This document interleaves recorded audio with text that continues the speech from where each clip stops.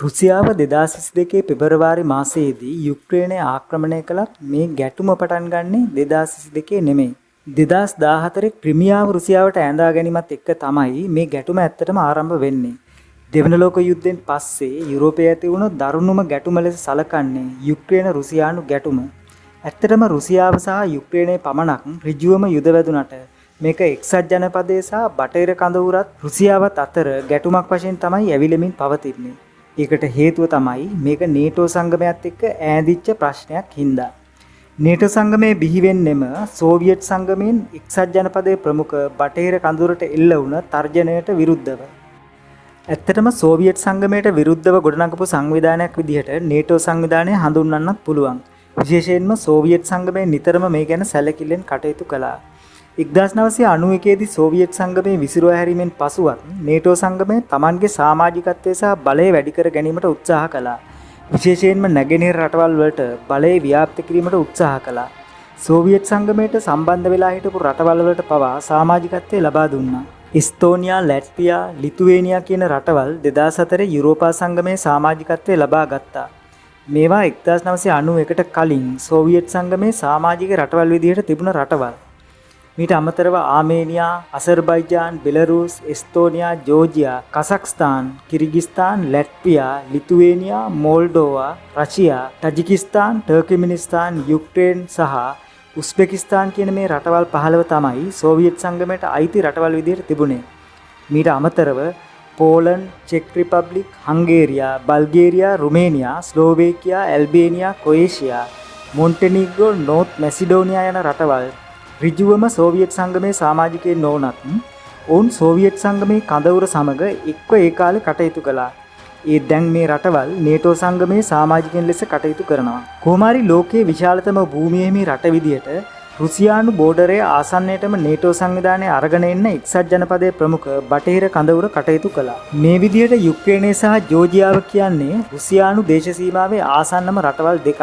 මේ රටවල් දෙක නේටෝ සංවිධානයේ සමාජිකත්වයේ ගන්න එක රුසියාවට ඍජුවම තර්ජනයක් විදියට තමයි රුසියානු දේශපාලන අධිකාරිය තීරණය කළා තියෙන්නේ. කොහොම වුණත් නේටෝ සංවිධානයේ යුද සැලසුම් වගේම දේශ සීමාවල සොල්දාදුවන් රැඳවීම, විශේෂයෙන්ම මිසයිල ආරක්ෂණ පද්ධතිය ස්ථාපිත කිරීම වාගේ දේවල් සහ යුද අභ්‍යාස යන මේ සියල්ල රුසියාව ගැන ඔත්තු බලන නැත්නම් රුසියාවට තර්ජනයක් විදිහට තමයි ගොඩ නැගුණේ. මෙතන තියෙන ප්‍රශ්නේ තමයි නේටෝ සංවිධානයේ තියෙන ආටිකල් 5 කියන ඡේදයට අනුව නේටෝ සමාජගතයේ දරන එක් රටකට පහර දුන්නොත් අනික් සියලුම රටවල් එක්ව එම පහර දුන්න රටට විරුද්ධව සටන් කරන්න ඕන. ඒ කියන්නේ යම් හේකින් නේටෝ සංවිධානයේ සමාජිකත්වයේ දරන රටකට රුසියාව පහර දුන්නොත් සියලුම රටවල් එක්ව රුසියාවට පහර දිය යුතුයි. තවත් විශේෂත්වයක් තමයි මෙහි සමාජිකත්වයේ දරන සමහර රටවල් වලට පුළුවන් එක්සත් ජනපදයේ සතුව පවතින න්‍යෂ්ටිකාවි ෂෙයා කරගෙන පාවිච්චි කරන්න. ඉතින් මේකත් රුසියාවට ඍජු තර්ජනයක්. ඒ වගේම නේටෝ සංවිධානය බටහිර ලිබරල් දේශපාලන ප්‍රතිපත්ති සහ ප්‍රජාතන්ත්‍රවාදී ලක්ෂණ ව්‍යාප්ත කරන සංවිධානයක් විදිහට ක්‍රියා කරන සංවිධානයක් ලෙසයි පිළිගන්නේ. මේක පුටින් විසින් පාලනය කරන රුසියාවේ අධිකාරිවාදී දේශපාලන ක්‍රමයට සම්පූර්ණයෙන්ම විරුද්ධ දෙයක්. මේකේ තවත් පැත්තක් තියෙනවා. පුටින් තමන්ගේ බලය තහවුරු කරගන්න නේටෝවෙන් එන තර්ජනය පලිහක් කරගන්න කටයුතු කරනවා විතරක් නෙමෙයි, ඔහු දේශීයවත් විදේශීයවත් මේ සාධාරණීකරණය කරන්නත් උත්සාහ කරනවා. නේටෝව ඇතුළු බටහිර කඳවුර මේ යුද්ධයට පැටලෙන්නේ 2014 යුක්‍රේනයේ කොටසක්ව පැවති ක්‍රිමියාව රුසියාවට ඈඳා ගන්න කටයුතු කෙරුවට පස්සේ. මේ වෙලාවේ නේටෝව යුක්‍රේනයට යුද ආධාර ලබා දීමට වගේම යුද පුහුණුව ලබා දීමටත් කටයුතු කළා. ඒ විතරක් නෙමෙයි, නැගෙනහිර යුරෝපයේ පුරාම Tamanගේ මිලිටරි බලය වැඩි කර ගන්නත් මේ වෙලාවේ නේටෝ සංවිධානය කටයුතු කළා. මේ ක්‍රියාව පුටින් අවුස්සන්න හේතු වුණා. රුසියාව ගැන කතා කළොත් රුසියාව කියන්නේ යුද ශක්තිය අතින් ඉතාම බල සම්පන්න රටක්. රුසියාවේ යුද බලය ගැන ජනප්‍රිය අතීත කතා දෙකක් තියෙනවා. එකක් තමයි නැපෝලියන් විසින් රුසියාව ආක්‍රමණය කිරීම. නැපෝලියන්ට අවශ්‍ය වුණා යුරෝපය තුල Tamanගේ බලය තහවුරු කරගන්න. මේකට තියෙන ලොකුම තර්ජනය රුසියාව කියලා හිතපු නැපෝලියන් 1812 රුසියාව ආක්‍රමණය කරන්න තීරණය කළා. එතකොට රුසියාව පාලනය කෙරුවේ සාර් රජපෞලේ පුරුකක් වුණ පළමු සාර් ඇලෙක්සැන්ඩර් රජු. ඒ වෙනකොට නැපෝලියන්ගේ පාලනය යටතේ තිබුණ ඉතාලිය, ජර්මනිය, පෝලන්තය ඇතුළු අනෙකුත් රටවල් වල ලක්ෂ 6ක පමණ යුද සේනාවක් එක්ක නැපෝලියන් රුසියාව ආක්‍රමණය කරන්න ගියා. මේ ආක්‍රමණය සිද්ධ වුණේ 1812 ජූනි 24 වෙනිදා. මේ වෙලාවේ රුසියානු හමුදාව කෙලින්ම නැපෝලියන්ගේ දැවැන්ත හමුදාවට මුහුණ දෙන්න ගියේ නෑ. ඒ වෙනුවට රට ඇතුළට මේ අයට එන්න සැලැස්සුවා. හැබැයි රුසියානු හමුදාව නැපෝලියන්ගේ හමුදාවට ලැබෙන සැපයුම් මාර්ග උපක්‍රමශීලීව අවහිර කළා. අවසානයේ මොස්කව් දක්වා යන තෙක්ම රුසියානු හමුදාව පසුබැස්සා. රුසියානු හමුදාව සීත ඍතුව වෙනකල්ම නැපෝලියන්ගේ හමුදාවට රුසියාවේ සටන් කරමින් වෙහෙසෙන්න ඉඩ ඇරියා. රුසියාවේ සීත ඍතුව තරම් දරුණු සීතලක් ලෝකයේ වෙනත් කිසිම රටක නැහැ. මේ දරුණු සීත ඍතුවට මුහුණ දෙමින් සටන් කරන්න පුළුවන් ශක්තිය තිබුණේ රුසියානු හමුදාවට විතරයි. කොහොම වුණත් ආහාර නැතුව කිලෝමීටර් දහස් ගණනක් ගෙවාගෙන ඇවිත් හිටපු නැපෝලියන්ගේ හමුදාව හොඳටම වෙහෙසටපත් වෙලා හිටියේ. එළියට බහැලා නැපෝලියන්ගේ හමුදාවට පහර දෙන්න හොඳම වෙලාව මේක තමයි කියලා හිතපු රුසියානු හමුදාව මේ වෙලාවේ එළියට බහැලා නැපෝලියන්ගේ හමුදාවට එලව පහර දුන්නා. අවසානයේ ලක්ෂ 6ක් එක්ක ආපු නැපෝලියන් ආපහු යුරෝපයට ගියේ 40000ක සෙබළු ප්‍රමාණයක් පමණක් ඉතුරු කරගෙන. හිට්ලර්ට වුණෙත් මේ දේම තමයි. වටේටම ගහගෙන ගියපු හිට්ලර්ට වැරදුනේ රුසියාවට අත තියන්න ගිහින්. දෙවන ලෝක යුද්ධයෙන් සෝවියට් ජාතිකින් මිලියන 27ක් යුද්ධයෙන් හින්දා මිය ගිහින් තියෙනවා. රුසියානු ආක්‍රමණය ජර්මන් හමුදා ප්‍රධානීන් නම් කරලා තිබුණේ ඔපරේෂන් බාබරෝසා කියලා. රතු හමුදාව ලෙස ප්‍රසිද්ධව සිටි සෝවියට් හමුදාව වගේම සෝවියට් ජනතාවත් මේ වෙලාවේ Tamanගේ භූමිය නාසි හමුදාවෙන් බේරා ගන්න දැඩි එකමුතුවකින් කටයුතු කළා.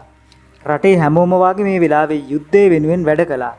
මේ කාලේ සමාජවාදී ආණ්ඩු ක්‍රමයක් තිබුණ හින්දා මිනිස්සු පුද්ගලික අභිමතාර්ථවලට වඩා පොදු අභිමතාර්ථවලට ප්‍රමුඛත්වය ලබා දීමක් සෝවියට් රාජ්‍යයේ ක්‍රියාත්මක වුණා. මේක ජර්මන් නාසි හමුදාවට අවාසි සහගත ලෙස බලපෑවා. සෝවියට් රුසියාවේ තිබුණ හැම නිවසකම හමුදාවට අවශ්‍ය සියලුම දේවල් නිෂ්පාදනය කෙරුණා. කාන්තා පිරිමි දෙපක්ෂයේම මේ වැඩේට දායක වුණා. ආහාර ඇඳුම් පැළඳුම් වල ඉඳලා වෙඩි බෙහෙත් වෙඩි උණ්ඩ තුවක්කු පවා නිවාසවල නිෂ්පාදනය කෙරුවා. කොහොම හරි අවසානයේ සෝවියට් සමූහාණ්ඩුවේ සමස්ත යුද ශක්තියම ස්ටාලින්ග්‍රාඩ් වලට කොටු කරන්න ජර්මන් හමුදාවට හැකියාව ලැබුණා. මේක තමයි ලෝක ඉතිහාසයේ තීරණාත්මක මිනිස් සංහාරයක තීරණාත්මක අවස්ථාව බවට පත් වුණේ.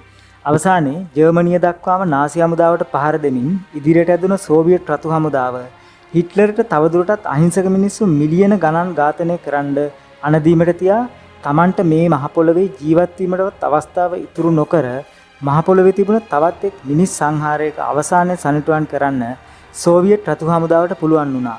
රුසියාව ගැන තවදුරටත් කතා කළොත් රුසියාව කියන්නේ ලෝකයේ විශාලතම භූමියට හිමිකම් කියන රට. ඒ රට භූමිය වර්ග කිලෝමීටර් 17 ලක්ෂයකට වඩා වැඩි. ඒ කියන්නේ ලංකාව වගේ 260 ගුණයක් පමණ විශාලයි. නැගෙනහිර ඉඳලා බටහිරට දුර කිලෝමීටර් 9000ක් පමණ වෙනවා. උතුරේ ඉඳලා දකුණට කිලෝමීටර් 6400ක් විතර තියෙනවා. ලෝකයේ විශාලතම ගෑස් නිධියට හිමිකම් කියන්නේ රුසියාව. සහ ලෝකයේ දෙවන විශාලතම ගල් අඟුරු නිධිය පිහිටලා තියෙන්නේ රුසියාවේ. ලෝකයේ 6 වෙනියට වැඩිම බොරතෙල් සංචිත පිහිටලා තියෙන්නේ රුසියාවේ. ඉන්වෙස්ටෝපීඩියා සංග්‍රහයට අනුව ලෝකයේ වැඩිම ස්වභාවික සම්පත් ප්‍රමාණයක් පිහිටලා තියෙන රට තමයි රුසියාව කියන්නේ. යුද ශක්තිය අතින් ගත්තත් දැනට ලෝකයේ වැඩිම න්‍යෂ්ටික අවි ප්‍රමාණයක් ගබඩා කරලා තියෙන්නේ රුසියාවේ. ඒ න්‍යෂ්ටික අවි 5977ක් පමණ වෙන බව සඳහන් වෙනවා. එම න්‍යෂ්ටික අවි ගුවනින් මුහුදෙන් සහ ගොඩබිමින් යන තුන් ආකාරයෙන් හැසිරීම හැකි ලෙස ඒවා දියුණු කරලා තියෙනවා. බැලිස්ටික් මිසයිල ගබඩා කළ හැකි සබ්මැරින ඔවුන් සතුව පවතිනවා. මිලියනයකට ආසන්න පාබල නාවක සහ එයාෆෝස් ක්‍රියාකාරී හමුදාවක් රුසියාව සතුව පවතිනවා. මීට අමතරව තවත් මිලියන 2ක පමණ කණ්ඩායමක් යුද පුහුණුව ලබා දී සූදානමින් තබා ගැනීමට රුසියාවේ ආරක්ෂක අංශ කටයුතු කරලා තියෙනවා. ඒ වගේම ඊටාම නවීන යුද ටැංකි වලින් පාබල හමුදාව සන්නද්ධ වෙනවා. අති නවීන තාක්ෂණයෙන් යුත් යුද ජෙට් යානා සහ න්‍යෂ්ටික බලෙන් ක්‍රියා කරන සබ්මැරින් රුසියාව සතුව පවතිනවා. මේ සියල්ල මැද පුටින්ගේ ක්‍රියාකාරීත්වය ගත්තොත් පුටින් පළමුව ක්‍රිමියාව රුසියාවට ඈඳා ගැනීමෙන් පසුව යුක්‍රේනය ආක්‍රමණය කිරීමත් රුසියාව තුළ බටහිර බීතිකාවත් ගොඩනැගීමත් යන මේ සියල්ල පුටින් ප්‍රමුඛ පුටින් හිතවාදී දේශපාලන ක්‍රියාදාමය තුළ තම අධිකාරිමය බලය තහවුරු කර ගැනීමට පුටින් විසින්ම ඇති කරනු ලබන ප්‍රොපගැන්ඩා එකක් ලෙස සලකන්න බොහෝ කරුණු කාරණා තියෙනවා. විශේෂයෙන්ම ඔහු බලයේ රැඳී සිටීමට කැමැත්තක් දක්වන නායකයෙක්. ඇතැම් විට රුසියාව ලෝකයේ විශාලතම භූමිය හිමි රාජ්‍ය මෙන්ම ලෝකයේ විශාලතම ස්වභාවික සම්පත් සහිත රාජ්‍ය ලෙස පැවතීම නිසා ඇමරිකාව මෙම රට කොටස් වලට කැඩීමට යම් යම් සැලසුම් දියත් නොකරනවාමයි කියලා කියන්නත් බෑ. මොකද එක්සත් ජනපදයේ Tamanට විරුද්ධව Tamanට ඉහළින් මෙවැනි රාජ්‍යයක් ඉස්මතු වීම නොරුස්සන බව රහසක් නොවන හින්දා මේ විදියට රුසියාව යම් දවසක ආර්ථික වශයෙන් බලවත් රාජ්‍යයක් බවට පත් වුණොත් ඒක එක්සත් ජනපදයට විශාල තර්ජනයක් වෙනවා. ඒ යුදමය වශයෙන් පමණක් නෙමෙයි ප්‍රතිපත්තිමය වශයෙන්ුත් රුසියාවේ ඉන්නේ ඇමරිකාව ප්‍රමුඛ බටහිර කඳුරට විරුද්ධ මතයක හින්දා. කොහොම වුණත් පුටින් කියන්නේ සෝවියට් සමූහාණ්ඩුව පැවතුන කාලේ ඒ කියන්නේ 1952 රුසියාවේ ඉපදෙන කෙනෙක්. ඒ වගේම රුසියානු රහසත්තු සංවිධානයේ සේවය කරපු කෙනෙක් විදිහට සෝවියට් සමූහාණ්ඩුව බිඳ දමන්න එක්සත් ජනපදයේ කරපු දේවල් ගැන හොඳින් දන්න කෙනෙක්. මේ ගැටුම් සහ තර්ජන රුසියාව වටේ කැරකෙන එක පුටින්ට ගොඩක් වාසි. මොකද ඔහුට පුළුවන් මේ ගැටුම් අරුබුද හමුවේ ඒවා දේශපාලන පලිහක් විදිහට පාවිච්චි කරමින් හැකිතාක් බලය රැඳිලා ඉන්න. මොකද 2020 අවුරුද්දේ පුටින් 2036 වෙනකන් බලයේ ඉන්න පුළුවන් විදිහට ව්‍යවස්ථාව සංශෝධනය කරගත්තා. කොහොම වුණත් පුටින්ගේ කාලේ දේශපාලන බලහුවමාරුවක් සිදු වුණොත් ඒක ගොඩක් වෙලාවට සිද්ධ වෙන්න ඉඩ තියෙන්නේ අරගලයකින් මිසක් ප්‍රජාතන්ත්‍රවාදීව නෙමෙයි කියන එක නම් පැහැදිලි. පුටින්ගෙන් පස්සේ ගොඩනැගෙන රුසියාව පුටින්ගේ ප්‍රතිපත්ති අනුගමනය නොකරන බටහිර රටවල් සමග සුහදව කටයුතු කරන තැනකට ගියොත් රුසියාවට ඊටාම වේගවත් ආර්ථික සංවර්ධනයක් ඇති කරගන්න එක පහසුවෙන් කරන්න පුළුවන්. ඒත් රටක භූමිය මොනතරම් විශාල වුණත් ස්වභාවික සම්පත් මොනතරම් බහුලව තිබුණත් ඒ රටේ ශ්‍රම බලකායේ ප්‍රමාණය ඊටාම වැදගත් සාධකයක් වෙනවා.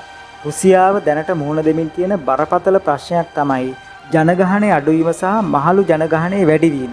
කොහොම වුණත් පුටින්ගෙන් පස්සේ බිහි වෙන රුසියාව වඩා ප්‍රජාතන්ත්‍රවාදී වුණොත් බටහිර සමග සුහදව කටයුතු කළොත් ආර්ථික ශක්තිය අතින් ලෝකයේ බලවත් රටක් බවට ඊටාම වේගයෙන් පත්වීමට බොහෝ විට ඉඩ තියෙනවා.